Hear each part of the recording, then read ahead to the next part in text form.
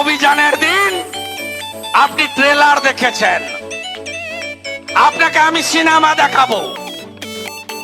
একদিনে নবান্ন, লালবাজার আর কালীঘাটের দিকে যাব, আপনি পারলে আটকান।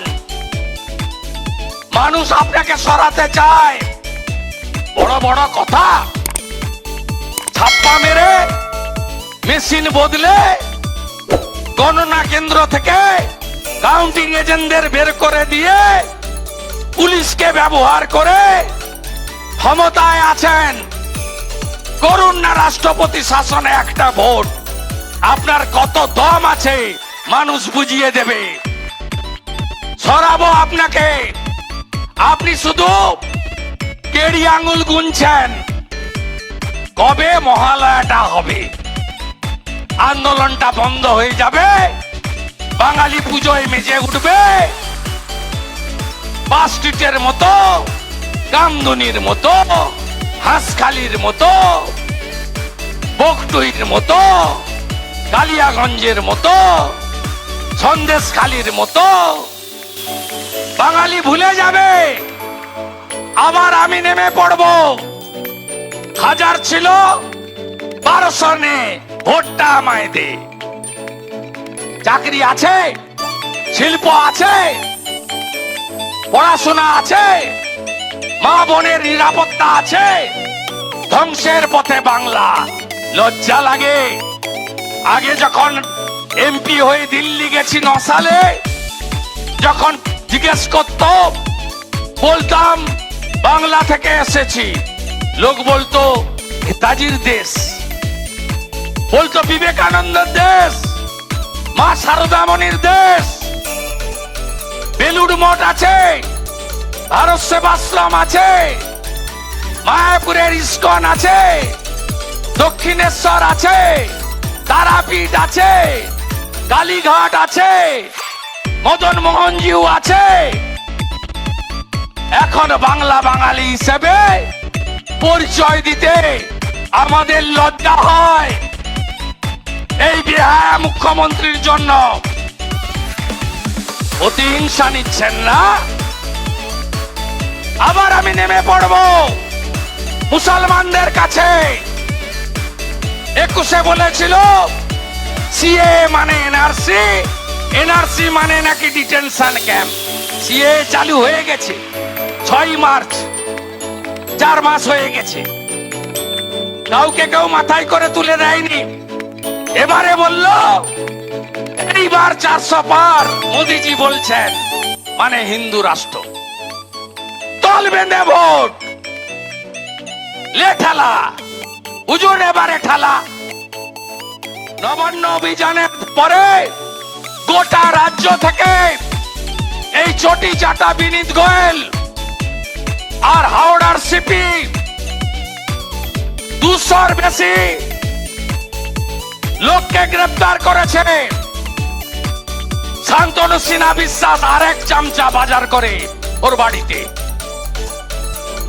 12টা এআরএস তৈরি করেছেন, অ্যান্টি রাউডি স্কোয়াড। সাউন্ড লাইডি বহুল প্রচালিত ইলেকট্রনিক্স চ্যানেল থেকে বেরিয়েছেন, তুলে নিয়ে চলে গেছেন।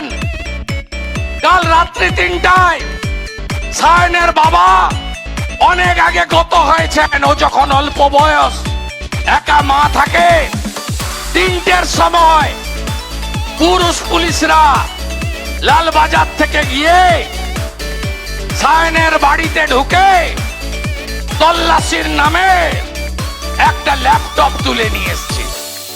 ভয় দেখাচ্ছে যাতে আর অভিযান না হয়। আটকাতে পারবেন? জেলে থাকা তো দূরের কথা, প্রাণটা দিতে রাজি আছি। সেদিন দেখেননি বলরাম বাবুকে, গেরুয়া বসন পরা, মাথায় তিলক লাগানো, 70 ঊর্ধ্ব প্রবীণকে মার। কত কাঁদানে গ্যাস ছুড়বি ছোড়, কত জল কামান দিবি দেয়। সব ভয় চলবে না। আমাকে তো দেখিয়ে লাভ নেই। 47টা এফআইআর এর নাম, 35টা এফআইআর এ বডিতে নাম, নেতৃত্বে উস্কানিতে। টোটাল 82টা এফআইআর করেছেন রাজ্যের বিরোধী দল নেতার নামে। ঘোড়ার ডিম। বলেছিলাম সিপিএম কে তাড়াবো, আপনাদের নিয়ে দাঁড়িয়েছি। বলছি মমতাকে তাড়াবো, অপেক্ষা করুন। অনেকদিন ধরেই আমরা বলেছি শিক্ষা জেলে, খাদ্য সবে জেলে, এবারে স্বাস্থ্য যাবে জেলে। শ্যামবাজার বলেছি, আজও বললাম। ফাঁকা বলি নয়, এজেন্সি করবে বলে বলছি না। এজেন্সির মালিক আমি নই, এজেন্সিকে বাধ্য করাবো পার্থ বালুর মতো মমতাকে আর ডাক্তার এসপি দাসকে একসঙ্গে জেলে ঢুকাতে।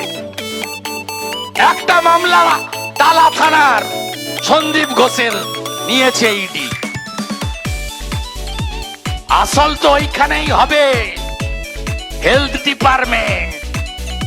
13 বছর মধু খেয়েছেন, মধু খাইয়েছেন,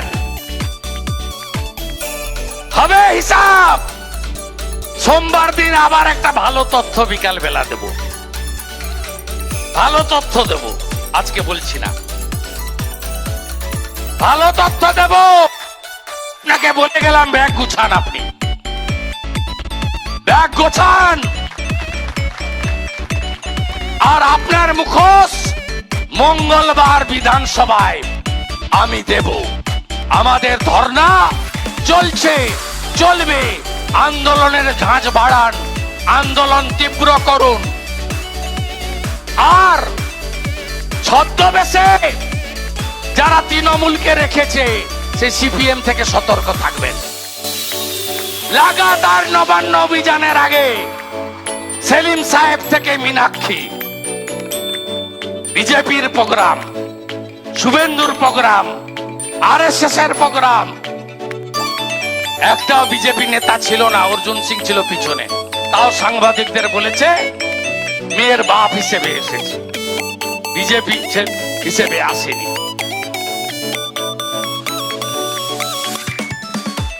খুব ট্রোল করেছেন।